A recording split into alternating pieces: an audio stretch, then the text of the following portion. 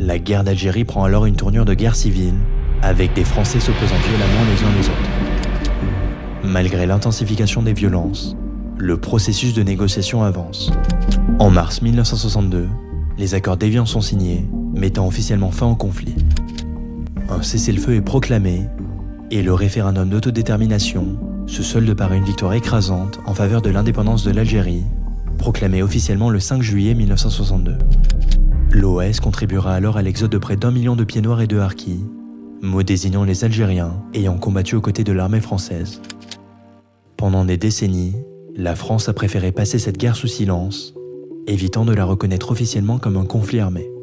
Ce n'est qu'en 1999 que l'État français, sous la pression des historiens et des anciens combattants, a officiellement désigné les événements de 1954 à 1962 comme une guerre et plus comme de simples opérations de maintien de l'ordre, marquant ainsi une étape importante dans la reconnaissance des souffrances endurées. Cependant, les blessures de cette guerre restent vives. En octobre 2012, dans un geste symbolique, le président François Hollande a qualifié de répression sanglante le massacre des Algériens commis à Paris le 17 octobre 1961, lorsque des manifestants pacifiques, protestant contre le couvre-feu imposé aux Algériens, ont été brutalement réprimés par la police, entraînant des centaines de victimes.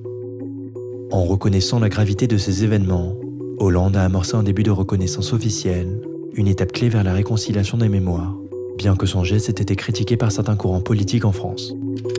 Macron, dans la continuité de cette démarche, a également souligné en 2022 l'importance de faire face à cette histoire complexe et douloureuse pour construire un avenir commun entre la France et l'Algérie.